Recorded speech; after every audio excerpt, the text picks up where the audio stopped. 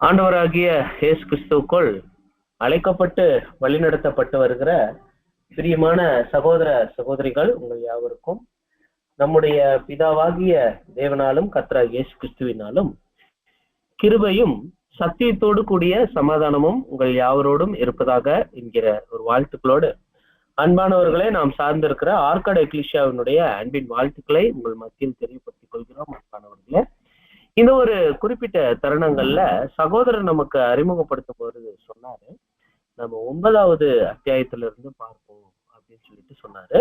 அது மாதிரி தான் நாம் இன்னைக்கு பார்க்க போகிறோம். இப்போ இந்த 2வது தொகுதியில நாம் பார்க்கும் போது இதுவரைக்கும் 7ஆம் தூதனுடைய ஒரு மிகப்பெரிய உந்துதலும் அவருடைய சிந்தனையும் அது என்ன அப்படின்னா, ஏன் காலம் சமீபமா இருக்குது அப்படின்னு அவர் பேர் வச்சிட்டாரு அப்படின்னா, அதுக்கு முன்னாடி வேதாகம வசனத்துல நிறைய குறுக்கீடுகள் இருந்திருக்குது. நிறைய குறுக்கீடுகள் அந்த காலத்துல தேவனுடைய ராஜ்யம் சமீபமாகணும்னா என்னென்னலாம் நடக்கணும் அப்படின்னு பட்டியல் போட்டு வச்சிருந்த விஷயங்கள்ல நீங்க கவனிச்சு பாத்தீங்கன்னா நிறைய சம்பவிக்க வேண்டியதாக இருக்கு. நிறைய சம்பவிக்க வேண்டியதாக இருக்கு.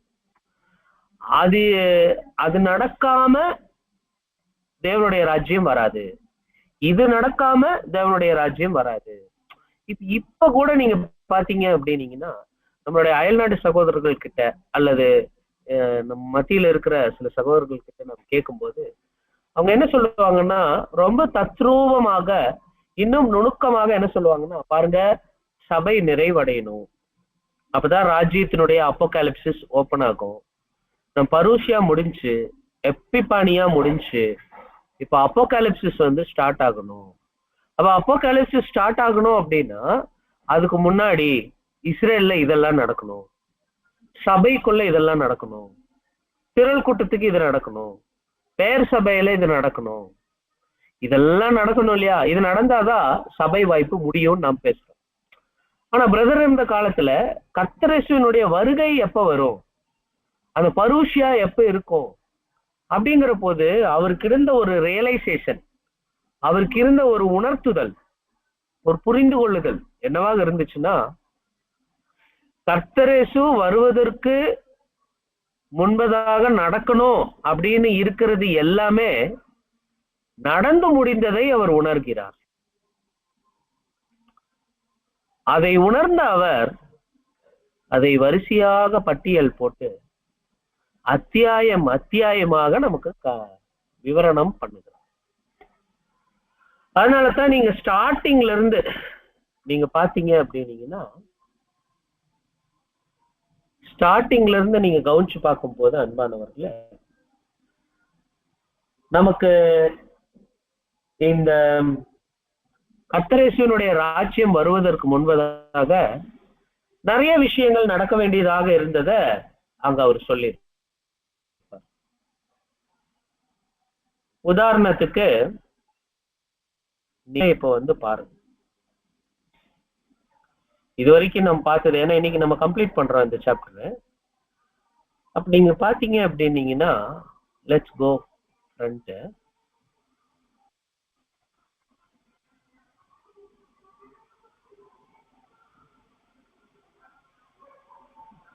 எதுக்கு சமீபமாயிருச்சு? தேவனுடைய ராஜ்யம் தூங்குவதற்கு, ஸ்தாபிக்குவதற்கு காலம் சமீபமாயிருச்சு அப்படின்னு சொல்லிட்டு நாம் பார்த்தோம். அதுக்கு அடுத்தது பாத்தீங்க அப்படின்னீங்கன்னா, வேதாகம காலக்கணக்குல பார்க்கும்போது 6000 வருஷம் முடிஞ்சா 7000 வருஷம் ஸ்டார்ட் ஆகும்னு நம்ம பார்த்தோம். ஆனா அந்த 6000 வருஷம் முடிஞ்சு போச்சு. இந்த புஸ்தகம் எழுதும் போதே முடிஞ்சு போயிருக்குது. அப்பதான் சொல்றாரு, இப்ப புரியுது பாத்தீங்களா, 6000 வருஷத்துல இந்த உலகமே 6000 ஆண்டுகள் முடிஞ்சு போச்சு. கடைசி 1000 வருடம் அது ராஜ்யத்தின் வருடமாக இருக்கு. அதனால நம்ம ராஜ்யத்துலதான் இருக்கிறோம் அப்படின்னு இந்த அத்தியாயத்துல பேசுறாரு. அப்புறம் பொதுவாகவே கால தீர்க்க தரிசனங்களை எப்படி படிக்கணும் அப்படின்னு சொல்லிட்டு 3வது அத்தியாயத்துல நமக்கு சொல்லி கொடுக்குறாரு, கணக்கு வழக்குகள். அப்புறம் இங்கிருந்து நம்மள என்ன பண்ணுவாருன்னா, இணையான யுகங்கள் கூட்டிட்டு போவார். முதலாவது வருகை எப்படி இருந்துச்சோ அதே மாதிரிதான் 2வது வருகையும் இருக்கும். இணையா நீங்க கவனிக்கணும். அப்ப அங்க எப்படி நடந்துச்சோ அதே மாதிரி இங்கேயும் வந்திருக்கிறாரு. இப்படி எல்லாம் அவர் என்ன பண்ணுவார் அப்படின்னா பேசுவாருங்க அன்பானவர்களே. அப்ப கவனிக்கும் போது இந்த இணையான யுகங்கள் அப்படின்னு சொல்லிட்டு நம்ம பார்க்கும்போது அது 1874 மேல நடந்து முடிஞ்சாச்சு. சோ அப்ப இதுக்கும் மேல நம்ம வெயிட் பண்ண வேண்டியது இல்லை அப்படின்னு பேசுறாரு. அதுக்கப்புறம் அவர் பண்ண ஒரே மிஸ்டேக் இந்த செகண்ட் வால்யூம்ல அது என்ன அப்படின்னா இந்த புறஜாதியார் காலம் தான். 1914 அப்போகலிப்சிஸ் ஸ்டார்ட் ஆகும்னு சொன்னாரு. அப்புறம் அதை அவரு தவற உணர்ந்துட்டு அவர் என்ன பண்ணியிருக்கிறாருன்னா செகண்ட் வால்யூம்னுடைய முதல் பக்கத்துல இருக்கக்கூடிய அந்த முகவரிய ரெண்டாவது ஒரு முகவரை எழுதி அந்த முகவரையில என்னென்ன கரெக்ட் பண்ணியிருப்பாங்கன்னா, நாங்க சொன்ன விஷயம்தான் வருஷம்தான் தப்பு, ஆனா காரியம் கரெக்ட் அப்படின்னு சொல்லி பேசியிருப்பாங்க. அந்த 1914 நாம தாண்டி இருக்கிறோம், 1914 நாம தாண்டி இருக்கிறோம். ஸோ அப்படி தாண்டி இருக்கிறதுனால நம்ம கவனிச்சிங்க அப்படின்னீங்கன்னா நமக்கு இப்ப எந்த மாதிரி இருக்குது அப்படின்னா அதையும் நம்ம தாண்டிட்டு உட்காந்துட்டு நீ ராஜ்யம் வரணும்னு இனியெல்லாம் வெயிட் பண்ண வேண்டியது அவசியம் இல்லை. இந்த 4வது அத்தியாயத்துக்கும் மேலையும் அவர் என்னதான் சொல்லிட்டு வருவாரு அப்படின்னா, சகோதர சகோதரிகளே, இனியும் நம்ம வெயிட் பண்ண வேண்டாம், இனியும் நம்ம வெயிட் பண்ண வேண்டாம். இதுதான் செகண்ட் வால்யூம்னுடைய முக்கியமான கருத்தாக இருக்குங்க அன்பானவர்களே. அப்ப நீங்க கவனிக்கும் போது 5வது அத்தியாயம் கூட நீங்க பாருங்க. 5வது அத்தியாயத்தினுடைய தலைப்பு நீங்க பாத்தீங்க அப்படின்னீங்கன்னா,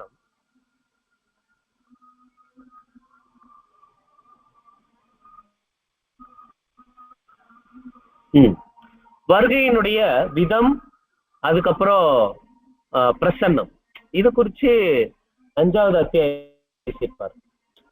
அந்த 5வது அத்தியாயத்துல கூட என்ன சொல்லிடுவாரு அப்படின்னா, அந்த வருகையினுடைய விதம் எப்படி இருக்கும், ஏன் வர்றாரு, முதல் நோக்கத்தை புரிஞ்சுக்கோங்க அப்படின்னு சொல்லிட்டு அதுக்குரிய சூழ்நிலைகள் இப்ப உருவாகி இருக்குது அப்படின்னு பேசுவாரு.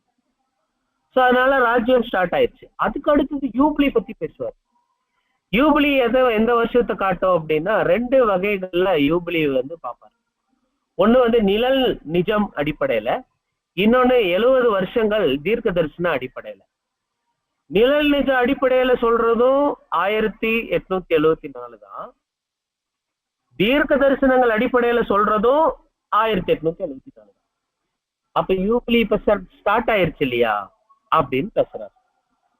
அப்ப யூபிலி ஸ்டார்ட் ஆயிருச்சு, நாம இனி இதுக்காக நாம என்ன பண்ண வேண்டியது இல்லைன்னா வெயிட் பண்ண வேண்டியது இல்லை அப்படிங்கிறார். அதுக்கு அடுத்தது கவனிச்சிங்க அப்படின்னீங்கன்னா அன்பானவர்களே, இணையான யுகங்கள், மீண்டும் அதே காரியம் பேசுறாரு. அங்க எப்படி எல்லாம் இருந்ததோ அதனுடைய நிஜங்கள் நடந்துகிட்டு இருக்குது அப்படின்னு சொல்லிட்டு பேசுறாரு. அவங்க ஒதுக்கி விடுறதுக்கு ஒரு காலம் இருந்துச்சு, அவங்களை அரவணைக்கிறதுக்கு ஒரு காலமாக இப்போ வந்திருக்கிறோம் நம்ம அப்படின்னு பேசுவார். அதுக்கப்புறம் பாத்தீங்கன்னா போன பாடத்துல நீங்க கவனிக்கும் போது பாரு, நம்ம கர்த்தர் இயேசு வர்றதுக்கு முன்னாடி எலியா வரணும் அப்படின்னு பார்க்கும்போது கடைசியில நிறைய வசனங்கள் விளக்கங்கள் புதிய ஏற்பாட்டுல கவனிச்சு பார்க்கும்போது எலியா ஆல்ரெடி வந்தாச்சு, எலியா ஆல்ரெடி வந்தாச்சு, இனியும் நாம் வெயிட் பண்ண வேண்டியதில்லை.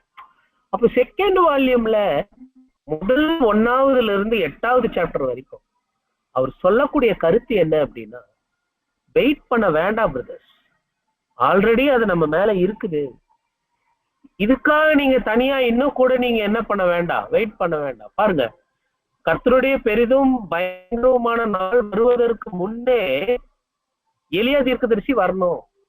அப்ப எல்லாரும் எலியாக்காக வெயிட் பண்றாங்க.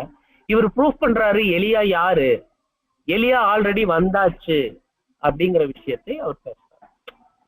இப்போ 9வது அத்தியாயம், இந்த அத்தியாயத்தை ஏன் இங்க வச்சிருக்கிறாரு அப்படின்னா, ராஜ்யம் வருவதற்கு முன்பதாக,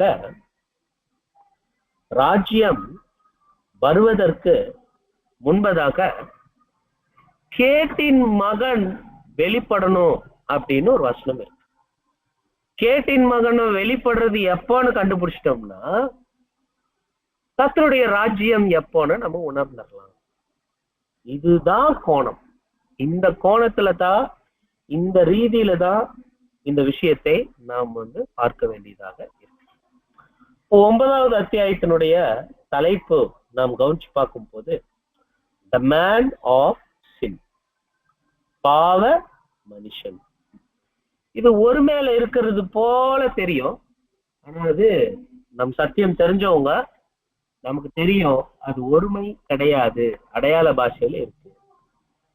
இப்ப நீங்க இது குறிச்ச வசனம் நீங்க எங்க வாசிக்கலாம் அப்படின்னா, பாருங்க நம்ம பக்கத்துல இருக்கிற சகோதரி இங்க வாசிப்பாங்க, இடையில இடையில அங்க இருக்கிற சகோதரி கூட வாசிக்கிறதுக்கு கொடுக்கலாம். இப்ப நீங்க இந்த வசனம் வாசிங்க சகோதரி, அங்க சிஸ்டர் வாசிங்க. 2 தெசலோனிக்கேயர் 2வது அதிகாரம் 3வது வசனம் வாசிங்க.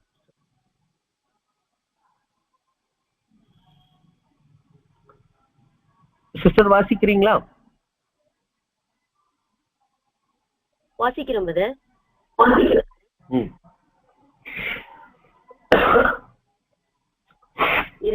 2 தெசலோனிக்கேயர் 2ஆம் அதிகாரம் 3ஆம் வசனம். எவ்விதத்தினாலும் ஒருவனும் உங்களை மோசம் போக்காதபடிக்கு எச்சரிக்கையாயிருங்கள்.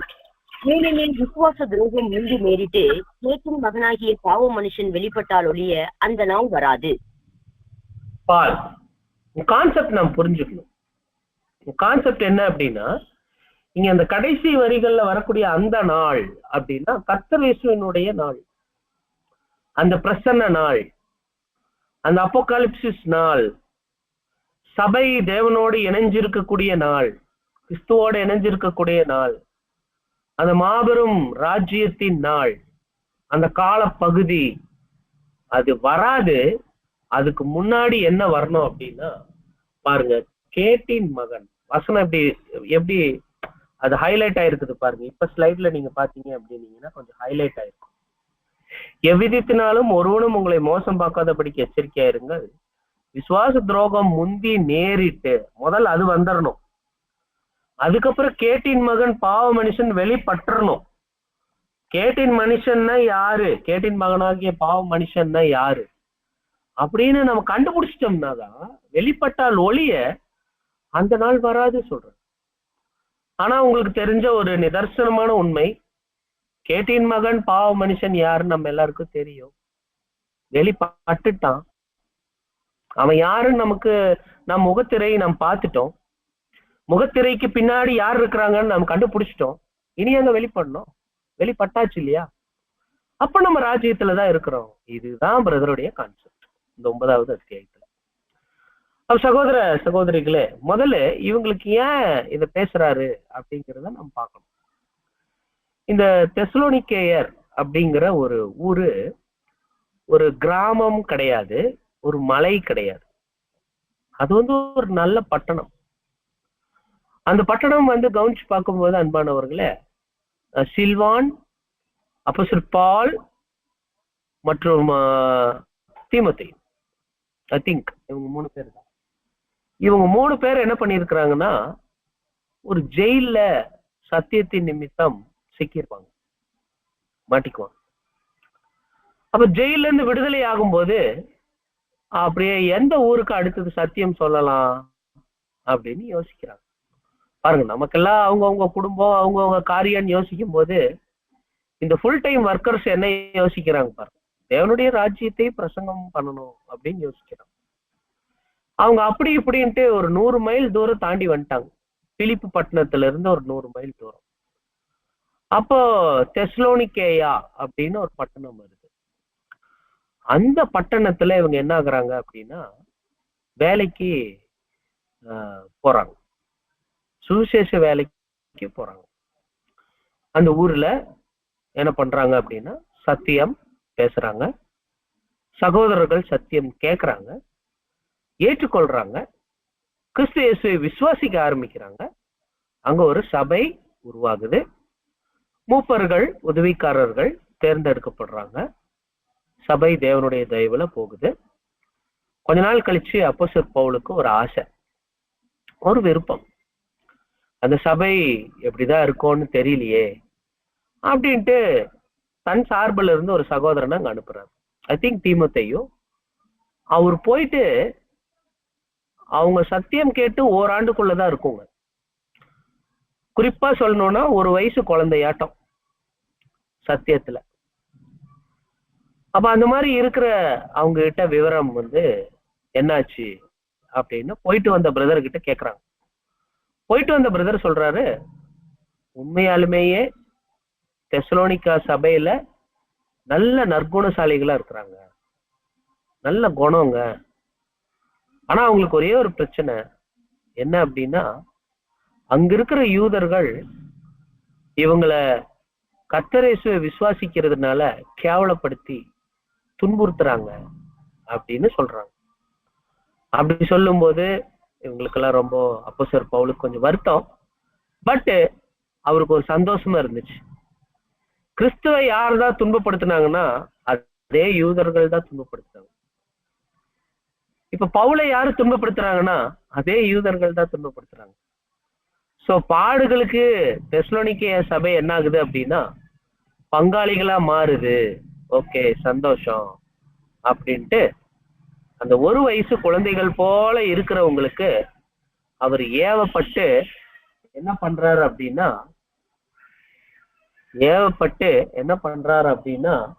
ஒரு நிருபம் எழுதுறார். அந்த நிருபத்துல அவங்கள நல்லா உற்சாகம் மூட்டி எழுதுறார்.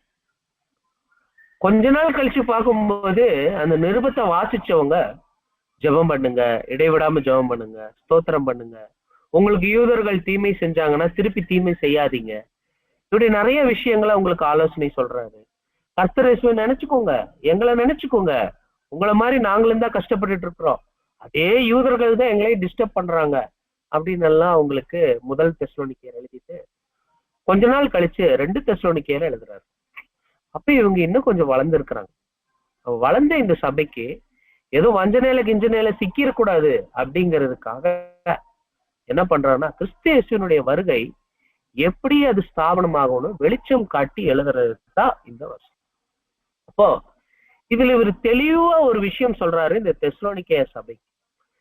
மெயினா கர்த்தர் இயேசுவின் வருகை எப்படி வரும், எந்த மாதிரி வரும், எப்ப வரும் அப்படிங்கிற சில சத்திய ஆவியில அறிவுல இவரு சில ஆலோசனைகள் இந்த சபைக்கு கொடுத்தார். இதைத்தான் 7ஆம் தூதன் என்ன பண்ணிருக்கிறாருன்னா எடுத்து நமக்கும் அதே விஷயத்துல வெளிச்சம் கிடைக்கிறதுக்காக இதே புஸ்தகத்துல எடுத்து நமக்கு வெளிச்சம் கொடுக்கிறார். அப்போ நாம இந்த அத்தியாயத்தை புரிந்து கொள்வதற்கு என்ன பண்ணலாம் அப்படின்னா, பாருங்க, இதே தொகுதியில சில பகுதிகளை இப்ப நம்ம வாசிக்க ஆரம்பிக்கணும். அது என்ன பண்ணலாம் அப்படின்னா, நான் இங்க காட்டுறேன், அந்த விஷயங்களை படிக்கிறது சொன்னா நோட் பண்ணி வச்சிருக்கிறாங்க. அதுல 9வது அத்தியாயத்துல முதல் பேராகிராஃப் படிக்க கேட்கலாம். பவுலின் தெளிவான இந்த வார்த்தைகள் பாவ மனுஷன் என்று அவர் குறிப்பிடுகிற ஒரு கதாபாத்திரம் கர்த்தரின் நாளுக்கு முன்னதாக வர வேண்டும் என்று காண்பிக்கிறது. இந்த கர்த்தருடைய நாள் நாம் ஏற்கனவே நிரூபித்தது போல உதயமாக ஆரம்பித்து விட்டபடியால் இந்த பாவ மனுஷனை எதிர்நோக்குவது அவசியம். ஏனெனில் பவுல் மற்றும் அப்போஸ்தலர்களால் அவ்வாறு குறிப்பிடப்பட்டிருக்கும் நபர் இன்னும் தோன்றவில்லை என்றால் கர்த்தரின் பிரசன்னத்தையும் அவரது ராஜ்யத்தையும் பற்றிய மற்றெல்லா அத்தாட்சிகளும் பவுலின் இந்த வார்த்தைகளுக்கு எதிரானதாகிவிடும். தீர்க்க தரிசனம் விவரிக்கிற ஒவ்வொரு குறிப்புகளுக்கும் ஏற்ப இந்த பாவ மனுஷனை கண்டுபிடிக்கும் வரை இந்த எதிர்ப்புக்கு பதில் இல்லாதிருக்கும். சகோதர சகோதரிகள் இந்த பேராகிராஃப் படிக்கும் போது உங்களுக்கு என்ன இருக்கும் அப்படின்னா ஒரு அண்டர்ஸ்டாண்டிங் உங்களுக்கு. இந்த பாவ மனுஷன் வந்து நம்ம எப்படி ஏது அப்படின்னு கண்டுபிடிச்சிட்டா அதுக்கும் கிறிஸ்துவினுடைய வருகைக்கும் நெருங்கின தொடர்பு இருக்குது அப்படின்னு பேசுறாங்க. நமக்கு இது குறிச்ச தேடுதல் இருந்தது, ஆனா பலவிதமான தவறான கட்டுக்கதைகளும் தேவையில்லாத விஷயங்களும் நம்மை சூழ்ந்திருந்தது. நமக்கு பாடம் எடுத்த அந்தி கிறிஸ்து பாகம் 1, 2, 3 அது எல்லாமே இந்த அத்தியாயத்திலிருந்து எடுக்கப்பட்ட பாடங்கள் தான். சகோதர சகோதரிகளே, முதலாவது பாவ மனுஷனுடைய அடையாளம், அதை தேடுவது.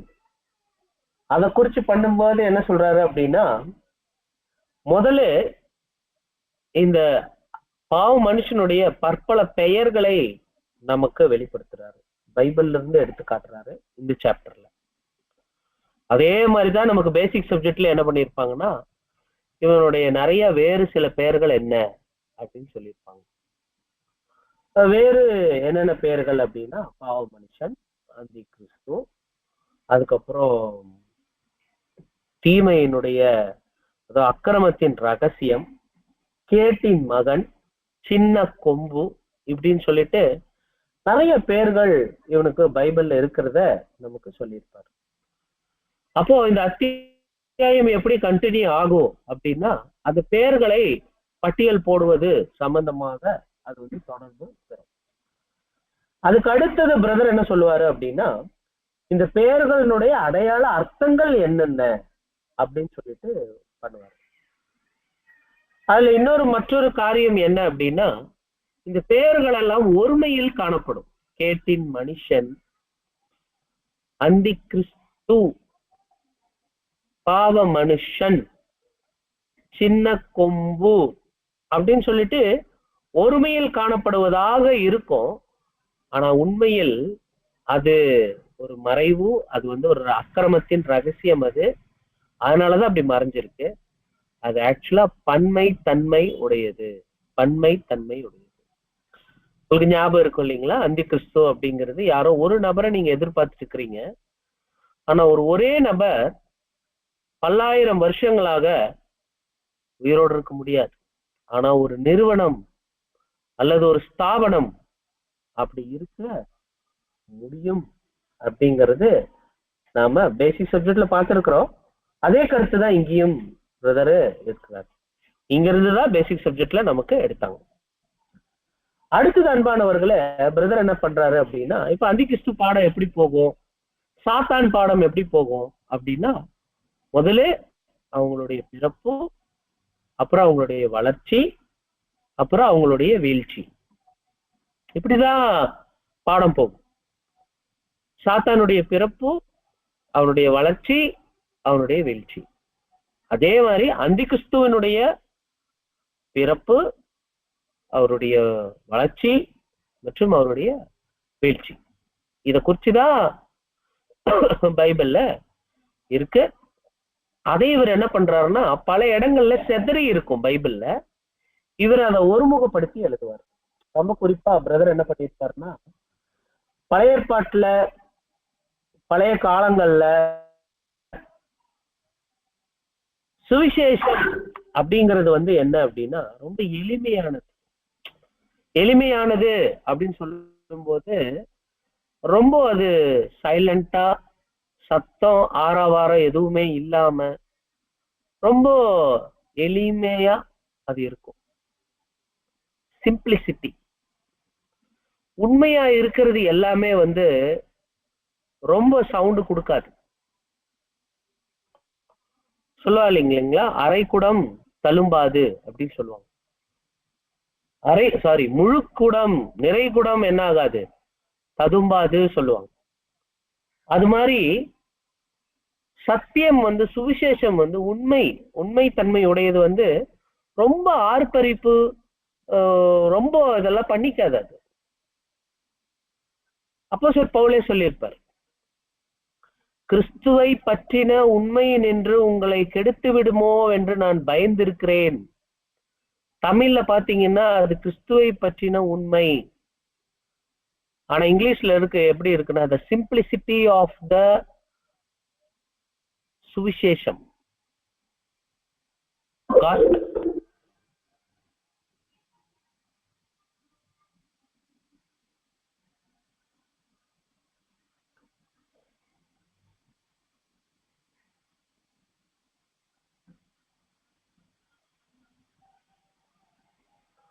Simplicity of the gospel. சாத்தான் வந்து சபையில எப்படி நயவஞ்சகமா பண்ணுவான் அப்படிங்கிற விஷயத்த நீங்க பாத்தீங்க அப்படின்னீங்கன்னா ஏதேன் தோட்டத்தினுடைய உதாரணத்துல நீங்க பார்க்கலாம். முதல் ஏவாள் இருக்கும்போது, தனிமையாக இருக்கும்போது அவன் வந்து என்னென்னலாம் கேட்டான் தெரியுங்களா, நிறைய கன்ஃபியூசிங் கொஸ்டின்ஸ் கொடுத்தான். நிறைய கன்ஃபியூசிங் கொஸ்டின்ஸ் கொடுக்கும்போது ஏவாள் என்ன ஆயிடுச்சு, அந்த அம்மாவுக்கு ஒரு டயர்ட் ஆயிடுச்சு, சோகம் ஆயிடுச்சு, வருத்தம் ஆயிடுச்சு, சந்தேகம் ஆயிடுச்சு. அது அப்படியே என்ன பண்றதுன்னா குழப்பறது. அந்த மாதிரி குழப்பும் போது என்ன ஆயிருது அப்படின்னா அவங்க வீழ்ந்துடுறாங்க. இதுவே மற்றொரு கோணத்துல நம்ம கவனிச்சு பார்க்கும்போது அன்பானவர்களே, அதுதான் அப்போஸ்தலர் பவுல் சொல்றாரு, சாத்தான் இந்த எளிமையான சுவிசேஷம் எளிமையாக இருக்கு, ஆனா இந்த சுவிசேஷத்துல நிறைய மாறுபாடுகளை எல்லாம் கொண்டு வந்து அந்த சுவிசேஷம்ங்கிறது பாமர ஜனங்கள் எளிமையானவர்கள் ஈஸியா புரிஞ்சுக்க முடியாத ஒன்னா மாத்தி, பாதிரியார்களும் துறவிகளும் அந்த லத்தீன் பாஷை தெரிஞ்சவங்க மட்டும், அவங்க பைபிள் காலேஜ் போனவங்க மட்டும்தான் புரிஞ்சுக்க முடியும் அப்படிங்கிற மாதிரி பைபிளை காம்ப்ளிகேட்டட் பண்ணி வைக்கிறாங்க பாரு. இந்த மாதிரி ஒரு விஷயம் எங்க நடந்தது அப்படின்னா, கிறிஸ்தவ யுகத்துல அந்தி கிறிஸ்துவின் வரலாற்றுல அது இருக்கு அப்படிங்கிறார். அப்ப அதனுடைய ஒரிஜினல் சிம்பிளிசிட்டியில இருந்து, பியூரிட்டியில இருந்து, அதனுடைய உண்மைத்தன்மை, அதனுடைய எளிமைத்தன்மையில இருந்து, அது ஏதோ தொட முடியாத எட்டா கனி மாதிரி அதை ரொம்ப காம்ப்ளிகேட் பண்ணி வச்சு, பைபிளா, ஐயோ பைபிள்ல நீ எல்லாம் படிச்சா புரியாது அப்படிங்கிற மாதிரி பாமர ஜனங்களுக்கு ஒரு உருவத்தை உருவாக்கி, கிறிஸ்தவ சபையில இருக்கிற சாதாரண கிறிஸ்தவர்கள் பைபிள்னு ஒரு மந்திர புக்கு அப்படிங்கிற மாதிரி நினைக்க வச்சு நிறைய தவறான தப்பறைகளை எல்லாம் உள்ள கொண்டு வந்து இந்த அந்தி கிறிஸ்துவ அமைப்பு அப்படிங்கிற அந்த ரோமன் கத்தோலிக்கேய கொள்கைகள் எந்த அளவுக்கு அதை மாத்தி வச்சிருக்குது அப்படிங்கிறத, அது எப்படி ஸ்டார்டிங்ல உருவாச்சு உங்களுக்கு தெரியும் இல்லைங்களா? அந்த ரோம கண்காணி சின்ன கொம்பு, அவர் எப்படி கான்ஸ்டன்டினுடைய மதமாற்றத்துக்கு பின்னாடி உலகம் முழுவதையும் பிடிச்சு, அதுக்கப்புறம் எல்லாரையும் படிப்படியா பணிய வச்சு ஹோல் வேர்ல்டையும் கண்ட்ரோல்ல கொண்டு வந்து பல சிலுவை போர்களை, கிறிஸ்தவர்களே யூதர்களை கொன்ற மாதிரி ஏற்பாடுகளை எல்லாம் பண்ண வச்சு, பல தவறான காரியங்களை எல்லாம் பண்ண வச்சு, பொய்யான ஒரு 1000 வருட அரசாட்சியும் கொண்டு வந்து கிறிஸ்துவினுடைய அந்த பலிய அருவருப்பாக்கி பூசை பலின்னு ஒண்ணு கொண்டு வந்து, இப்படி பல விஷயங்கள்ல என்ன பண்ணிட்டாங்கன்னா அவதூறான காரியங்களை எல்லாம் பாழாக்கும் அருவருப்பாக என்ன பண்ணிட்டாங்க அப்படின்னா அவங்க பண்ணிட்டாங்க. இப்ப இந்த இடத்துல பிரதர் என்ன பண்ணுவாரு அப்படின்னா, இது நான் விளக்க கொடுக்கறது மாத்திரம் இல்ல, பலவித உலக வரலாற்றாளர்கள் கூட இந்த போப்பு மார்க்கத்தை குறிச்சு என்னென்னலாம் சொல்றாங்க பாருங்க அப்படின்னு சொல்லிட்டு நமக்கு நிறைய சான்றுகள் அங்க கொடுக்குறாரு. இது அங்க வருது, நிறைய சான்றுகள் வரும். இன்னும் கொஞ்சம் சொல்லணும்னா கத்தோலிக்கேய துரைமார்கள், கத்தோலிக்கேய பாதிரிகள் அவங்களே சொல்லிக்கிட்ட, அவங்க வாயிலேயே அறிக்கையிட்ட சில விஷயங்கள் கூட அங்க வரும் அன்பானவர்களே. அதே சமயம் கணத்தை தேவனுக்கு கொடுக்கணும், ஆனா தேவனுக்கு கொடுக்க வேண்டிய அந்த கணத்தின் பெயர்களை எல்லாம் அவங்க என்ன பண்ணி வச்சிருப்பாங்க அப்படின்னா அவங்க தங்களுக்காக எடுத்து வச்சுக்கிட்டதை நாம் பாக்குறோம். அப்ப இது பிரதர் என்ன பண்றாருன்னா, வரலாறுகள் ஆண்டாண்டுகள் கடந்து போகும்போது அவங்க தங்களுக்கு என்னென்ன பெயர்களை எல்லாம் வச்சுட்டாங்க அப்படிங்கிறத 344 இருந்து அப்படியே பட்டியல் போடுவாரு. அப்படியே நான் படிச்சுட்டே வரலாங்க. தமிழ். எல்லா தலைவர்களிலும் மிக உயர்ந்த தெய்வீகமானவர், பிதாக்களில் புனித பிதா, மத குருக்களுக்கு எல்லாம் மேலாக உச்ச மேலதிகாரம் பெற்ற போப், கிறிஸ்தவ சமயத்தின் கண்காணி, பிரதான ஆயர், ஆயர்களுக்கெல்லாம் ஆயர், அபிஷேகத்தினால் கிறிஸ்து, முற்பிதாக்களின் வரிசையில் ஆபிரகாம், ஆசாரிய முறைமையில் மெல்கிசேதேக், அதிகாரத்தில் மோசே, நியாயஸ்தலத்தில் சாமுவேல், பிரதான ஆசாரியரும் உச்ச மேலதிகாரம் மிக்க பேராயரும், பேராயர்களின் மகா பிரபு, அப்போஸ்தலர்களின் வம்சமும், வல்லமையில் பேதுருவும், பரலோக ராஜ்யத்தின் திறவுகோள்களை உடையவர், அனைத்து அதிகாரங்களையும் கொண்ட தனி இறையாமை உரிமையுடைய போர், கிறிஸ்துவின் பிரதிநிதி, மாவல்ல ஆசாரியர், எல்லா புனித சபைகளின் தலைவர், உலகளாவிய சபைகளின் தலைவர். போதும் போதும் நிறுத்திடலாம். இது எல்லாம் பொருந்தாத விஷயங்கள். வால்யூம் ஸ்டடி பண்ணா நமக்கு புரியும். இதெல்லாம் இவங்களுக்கு இதெல்லாம் பேர்ல ஒத்தே வராதுங்க. ஆனா எல்லாத்தையும் என்ன பண்ணி வச்சிருக்கிறாங்கன்னா தங்களுக்குரியதாக மாத்தி வச்சிருக்கிறாங்க. அப்போ சகோதரி, நீங்க அந்த 2 தெசலோனிக்கேயர் 2:3 எகைன் வாசிங்களேன். 2 தெசலோனிக்கேயர் 2:3.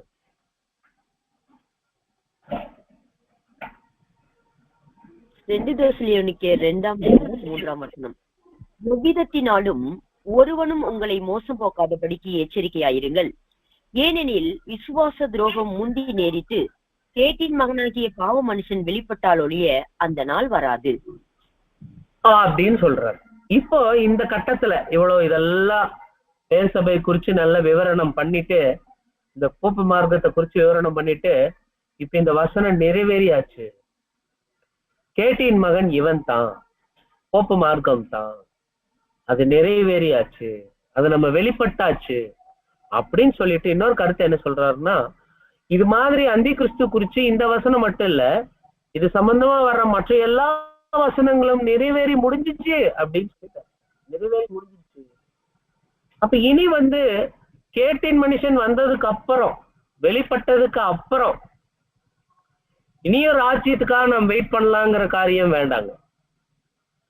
ஏன்னா இவன் கேட்டின் மனுஷன் யாருன்னு நமக்கு தெரிஞ்சு போச்சு. இவன் வெளிப்பட்டுட்டான், அதனால இவன் முந்தி வந்தாச்சு. இதுக்கப்புறம் இனி யாரு அப்படின்னா, இனி கர்த்தரேசுதான் என்ன பண்றாரு அப்படின்னா அவருடைய ராஜ்யத்தை ஸ்தாபிச்சாச்சு. அந்த ராஜ்யத்துல நாம எல்லாரும் இருக்கிறோம் அப்படிங்கிற மாதிரி சொல்றாரு. அதுக்கப்புறம் அன்பானவர்களே, உங்களுக்கு தெரியும் இந்த என்ன அப்படின்னு சொல்லி பாத்தீங்க அப்படின்னீங்கன்னா, ஒரு முக்கியமான விஷயம் அது என்ன அப்படின்னு சொல்லி பார்க்கும்போது,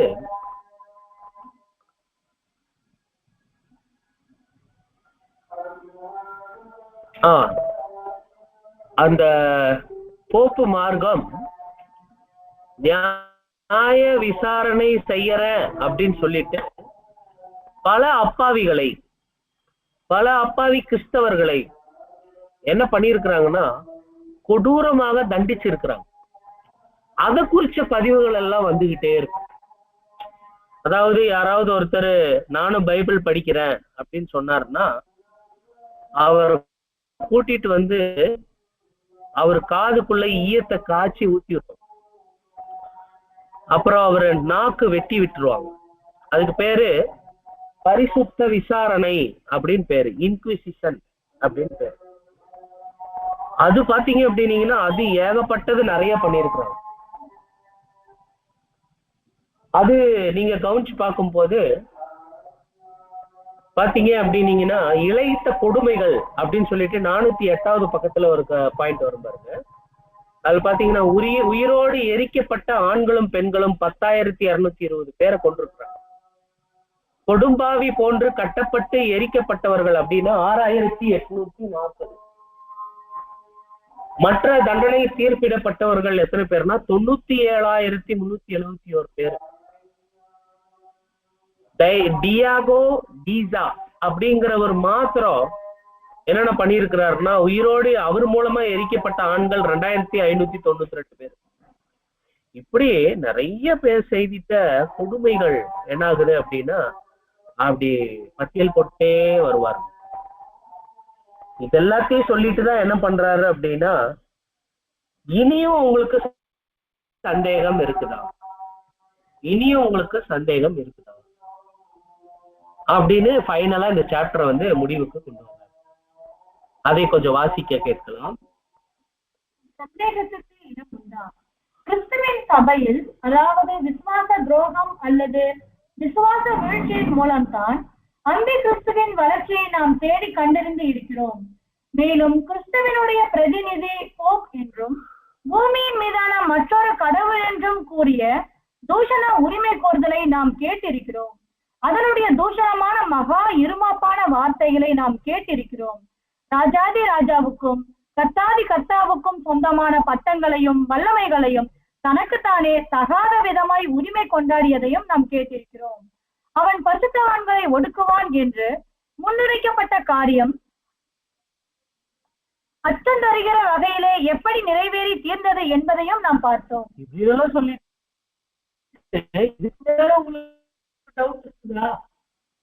இதுக்கு மேலேயே உங்களுக்கு டவுட் இருக்குதா அப்படின்னு பேசுறாருங்க அன்பானவர்களே. இன்னொரு பேராகிராஃபோட வாசிக்கலாம்.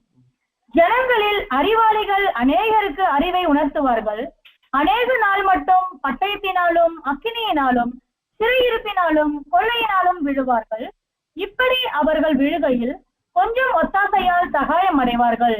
தானியேல் 11வது அதிகாரம் வசனம் 33 மற்றும் 34 என்று எழுதப்பட்டபடி கர்த்தர் தகுந்த சமயத்தில் சீர்திருத்தக்காரர்களை எழுப்பாது அவருடைய பரிசுத்தவான்களுக்கு எழுதப்பட்டபடி உதவி செய்யாமல் இருந்திருப்பாரேயானால் சத்தியமானது நசுக்கப்பட்டு உருக்குலைக்கப்பட்டு தப்பறைக்குள்ளும் மூட நம்பிக்கைக்குள்ளும் மற்றும் புரோகித சூழ்ச்சிகளுக்குள்ளும் முழுமையாக புதைக்கப்பட்டிருக்கும் என்பதாக நாம் காண்கிறோம். இந்த ரெண்டு பேராகிராஃப்ல பிரதர் என்ன சொல்றாருன்னா ஃபைனலி கொண்டு வர்றாரு.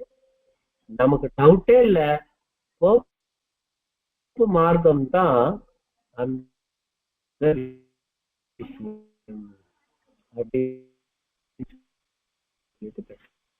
இன்னொரு பகுதியில் கூட வாசிக்க கேட்கலாம். சிஸ்டர் மாலதி சிஸ்டர், இப்போ உங்க ஸ்லைட்ல ஏதாவது தெரியுதுன்னா நீங்க அதை கொஞ்சம் முக்கியமா வாசிக்கணும். கொஞ்சம் வாசிங்க.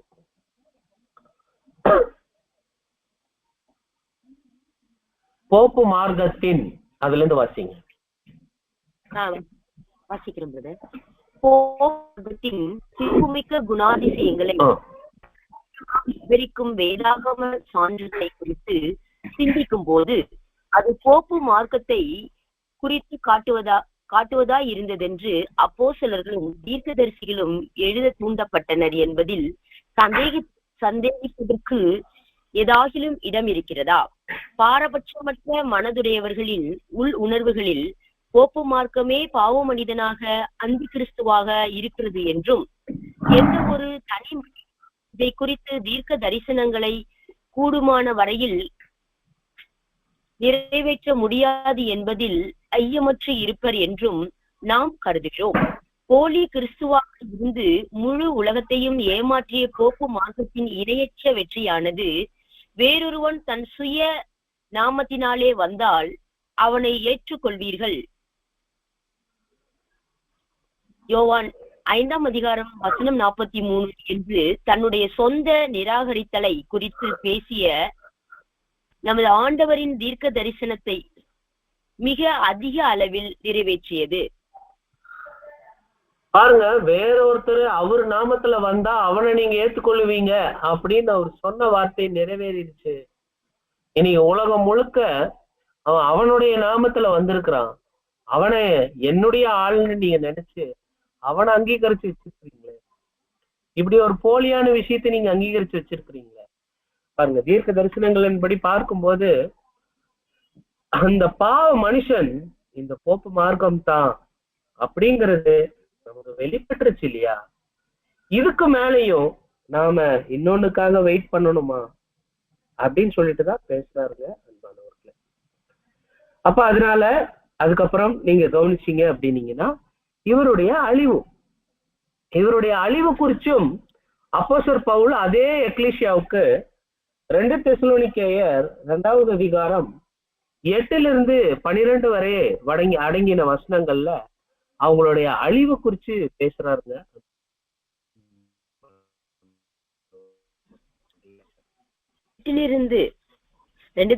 அவங்களுடைய அழிவு குறிச்சு நீங்க அந்த வசன பகுதிகளை கொஞ்சம் வாசிங்க. நீக்கப்படும் போது அந்த அக்கிரமக்காரன் வெளிப்படுவான். அவனை கர்த்தர் தம்முடைய சுவாசத்தினாலே அழித்து தம்முடைய வருகையின் பிரசன்னத்தினாலே நாசம் பண்ணுவார். அந்த அக்கிரமக்காரனுடைய வருகை சாத்தானுடைய செயலின்படி சகல வல்லமையோடும் அடையாளங்களோடும் பொய்யான அற்புதங்களோடும் கெட்டு போகிறவர்களுக்குள்ளே அநீதியினால் உண்டாகும் சகலவித வஞ்சகத்தோடும் இருக்கும்.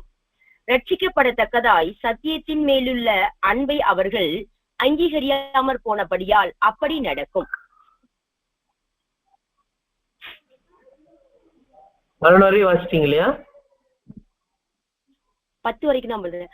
ஆகையால் சத்தியத்தை விசுவாசியாமல் அநீதியில் பிரியப்படுகிற யாவரும் ஆக்கினைக்குள்ளாகும்படிக்கு அவர்கள் பொய்யை விசுவாசிக்கத்தக்கதாக கொடிய வஞ்சகத்தை தேவன் அவர்களுக்குள் அனுப்புவார். சோ அன்பானவர்களே, இந்த அதிகாரத்தினுடைய அந்த மெயினா அந்த 9வது வசனம் 8வது வசனம் பாத்தீங்கன்னா, அவரு வருகையின் பிரசன்னம்ங்கிறார்.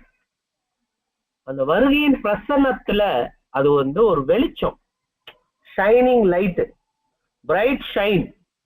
அது எது அப்படின்னா பாருங்க, இந்த மாதிரி பெரிய பெரிய வெப்சைட்டு, இந்த சோசியல் மீடியா, அதுக்கப்புறம் புஸ்தகங்கள், வாட்ஸ்அப்பு, இது மாதிரி எல்லா விஷயங்கள்லயும் என்ன ஆகும்னா, இந்த கேட்டின் மகன் என்னவார்னா, ஓ இவருதான் அவரா அப்படின்னு வெளிப்படை ஆவார். சகோதர சகோதரிகளே, வெளிப்படை ஆகும்போது அங்க என்ன நடக்கும் அப்படின்னா, அவனை நிறைய பேரு அவங்கள அழிக்க பார்ப்பாங்க.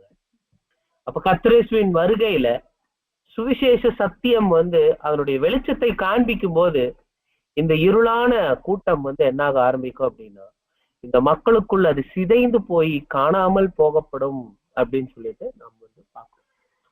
சோ இதனுடைய அழிவு குறிச்சும் இந்த அத்தியாயத்துல பேசுறாரு. இப்போ பிரதர் நம்ம கிட்ட சுட்டி காட்டுற விஷயம் என்னன்னா, நீங்க இனியும் அந்தி கிறிஸ்து வருவான்னு நீங்க நினைக்க வேண்டாம் அப்படின்னு சொல்றாங்க. இதுக்கு அடுத்தது அன்பானவர்களே, சாப்டருக்குள்ள நம்ம போறோம். அந்த லாஸ்ட் சாப்டர்ல மீண்டும் என்ன பேசுறார், இதை நம்ம ஃபர்ஸ்ட் சாப்டர்லயே படிச்சு பார்த்தோம். பட் அந்த லாஸ்ட் சாப்டர்ல அவர் முதல் பேராகிராஃப்ல என்ன கன்க்ளூஷன் கொண்டு வர்றாரு பாருங்க.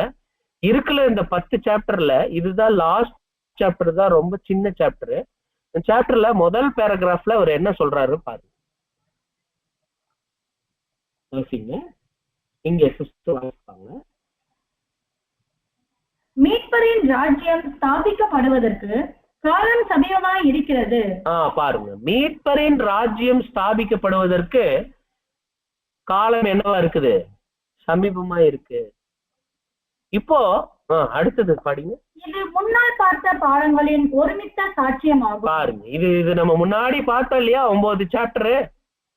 இந்த 9 சாப்டர்னுடைய சாட்சி என்னன்னா, ஆமா ராஜ்யம் சமீபமா இருக்கு. அடுத்தது எதுவுமே இல்ல, ராஜ்யம் வர்றதுக்கு முன்னாடி இது வரணும், முந்தி இது வரணும், முந்தி அது வரணும், முந்தி இது வரணும், நிறைய வசனம் இருந்துச்சு. யூபிலி வரணும், புரஜாதியார் காலம் முடியணும், எலியா வரணும், கேட்டின் மகன் வரணும், எல்லாமே முடிஞ்சு போச்சு. இனிமேல் அவர் வரணும் அப்படிங்கிறதுக்கு பைபிள்ல எந்த குறுக்கீடுமே இல்லைங்க. நீங்க ஏதாவது வசனம் கண்டுபிடிச்சீங்கன்னா சொல்லுங்க அப்படிங்கிற மாதிரி பேசுறாரு. எந்த குறுக்கீடுமே இல்ல, உறுதியா பேசுறாரு. ராஜ்யம் ஸ்தாபனம் இருக்கு, இந்த ஆண்டு ஸ்தாபனம் ஆயிடுச்சு, நம்ம அதுலதான் இருக்கிறோம். அப்ப அந்த 2வது வால்யூம படிச்சுட்டு இருக்கிறவங்க 10வது சாப்டர் வரும்போது 53 கேட்காம, 53 பேசிக் சப்ஜெக்ட் கேட்காம இந்த 10வது சாப்டர் படிக்கிறாங்கன்னா அப்படியே ஷாக்காகி உட்காந்துட்டு இருப்பாங்க. கவனமா படிச்சிருந்தாங்கன்னா 10வது சாப்டர் படிக்கும்போது அப்படியே ஷாக்காகி உட்காரணும். ஆனா அந்த ஷாக்கோட அவர் நிறுத்தாம அடுத்தது இந்த அத்தியாயத்துல நமக்கு சில குறிக்கோள்கள் வைக்கிறார்.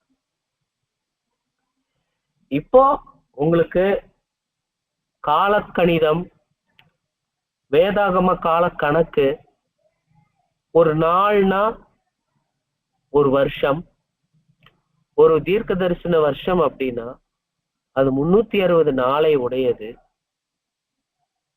அந்த 42 மாதம் 1260 நாள், ஒரு காலம், காலங்கள், அரைக்காலம், இது எல்லாமே 3 வருஷத்தை குறிக்குது. இதெல்லாம் பேசிக் மேக்ஸ் மாதிரி நீங்க இதெல்லாம் தெரிஞ்சுக்கிட்டீங்க இல்லையா? தெரிஞ்சுக்கிட்டு நீங்க எல்லாம் என்ன பண்ண போறீங்க அப்படின்னு அடுத்தது கேட்கிறார். இந்த லாஸ்ட் சாப்டர்ல எவ்வளவு நல்ல அறிவு நமக்கு கிடைச்சிருக்குது. இதுக்கு முன்னாடி இருக்கிற எல்லா சாப்டர்லயும் நாம் பார்க்கும்போது பாருங்க, அது கொஞ்சம் நம்ம வாட்சல, அதுக்கப்புறம் நம்ம உள்ள போலாம். இன்னும் அடுத்து தொடர்ச்சியாக நாம் ஏற்கனவே, அதாவது அக்டோபர் 1872 இருந்து 7வது ஆயிர வருட யுகத்தில் வாழ்ந்து கொண்டிருக்கிறோம். புறஜாதி ராஜ்யங்களின் அதிகாரம் 1914ஆம் ஆண்டோடு முடிவடைய வேண்டும். மகா பெரிய யூபிலி ஆகிய எல்லாவற்றையும் திரும்ப கொடுக்கும் காலம் 1874 ஆரம்பித்தது. மாபெரும் மீட்பர் பிரசன்னமாக வேண்டிய குறித்த காலம் அதுவே. அவர் பிரசன்னமாகும் விதமும் இந்த காலம் வரை அவர் செய்து முடிக்க வேண்டிய வேலைகளின் தன்மையும். இது வரைக்கும் இப்போ சிஸ்டர் வாசிக்கும் போது கவனிச்சுட்டே வந்தீங்கன்னா, இதுக்கு முன்னாடி இருக்கிற அத்தியாயங்களுடைய பெயர்கள் தான் உள்ள வந்துகிட்டே வரும், லைனா வந்துகிட்டே வரும். இதுல எல்லாம் நம்ம அதைத்தானே பார்த்து அப்படின்னு ஒரு கன்க்ளூஷன் எழுதுறாரு, முடிவுரை எழுதுறாரு. தீர்க்க தரிசனத்தில் கூறப்பட்டதற்கு ஏற்ப இசைவாய் வந்துள்ளது.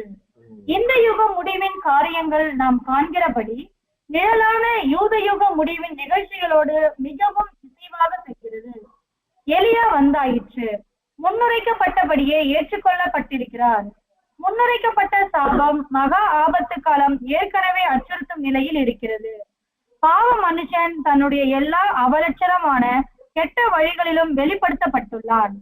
அவனால் எதிர்பார்க்கப்பட்ட அனைத்து காரியங்களையும் பெருமளவு நிறைவேற்றி இருக்கிறார். எனவே வெகு காலமாக வாக்குத்தத்தம் பண்ணப்பட்ட மேசியாவின் ராஜ்யம் ஸ்தாபிக்கப்படுவது நம்முன்னே இருக்கிறது. அது மட்டுமல்ல, ராஜ்யம் ஸ்தாபிக்கப்படுவது இப்போது நடைபெற்று வருகிறது. இந்த உலகத்தின் ராஜ்யம் ஸ்தாபிக்கப்படுவது என்பது என்ன ஆயிடுச்சு அப்படின்னா, இப்போது முன்னிலையில் இருக்கு. ராஜ்யம் வந்தாச்சு, ஆனா அது ஸ்தாபிக்கப்படும் வேலைகள் தான் என்ன ஆயிட்டு இருக்குது அப்படின்னு இப்ப போய்கிட்டு இருக்கு. இதை குறிச்சு நம்ம 5th வால்யூம்ல 4th வால்யூம்ல நம்ம பார்ப்போம். சாரி, 5th இல்ல 4th வால்யூம்ல நம்ம பார்ப்போம். ராஜ்யம் ஸ்தாபிக்கப்படுதல் அப்படின்னு ஒரு சாப்டர் இருக்கு. அந்த சாப்டர்ல அது குறிச்சு நம்ம வந்து பார்ப்போம். அதுக்கப்புறம் நீங்க என்ன பண்ணலாம் அப்படின்னா, இப்போ இவ்வளவு தூரம் இந்த விஷயங்களை எல்லாம் கத்துக்கிட்டதுக்கு அப்புறம் இதுல இருந்து நமக்குரிய பலன் என்ன, அப்படின்னு சொல்லி பாத்தீங்க அப்படின்னீங்கன்னா, சகோதர சகோதரிகளை கவனிச்சு பார்க்கும்போது என்ன சொல்றாருன்னா, சரி நம்ம இதை படிச்ச உடனே இப்ப நம்ம என்ன பண்ணலாம் அப்படின்னா, மத்தவங்க யார்கிட்டயாவது போயிட்டு, உனக்கு தெரியுமா பைபிள்ல கிறிஸ்து இயேசு எப்போ வருவார் அப்படிங்கிறத நான் கற்றுக்கொண்டு விட்டேன் அப்படின்னு நாம் பெருமையோடு பேசலாமா அப்படின்னு கேட்கிறாரு. நோ, அது நம்மளுடைய நோக்கம் கிடையாது. பாருங்க, உன்னைய விட எங்களுக்கு அதிகமான விஷயங்கள் தெரியும். நான் இந்த மாதிரி பைபிள் கிளாஸ் நான் போய் அட்டன் பண்ணிட்டேன் அப்படின்னு நம்ம சொல்லலாமா? நான் உங்களை விட ஸ்மார்ட்டான கிறிஸ்டியன் அப்படின்னு சொல்லி நம்ம சொல்லலாமா? 1st வால்யூம்ல படிச்சு முடிக்கும் போது என்ன பேசினாரோ அதே தான் இங்கேயும் பேசுறாரு. இப்ப எனக்கு தேவனுடைய கால கணக்குகள்லாம் எனக்கு தெரியும், அதனால நம்மள ரொம்ப ஸ்மார்ட்ன்னு நம்ம சொல்லிக்கலாமா? நோ, அப்படி சொல்லக்கூடாது. மாறா, நமக்கு இதை கற்றுக்கொண்டதுல சில நோக்கங்கள்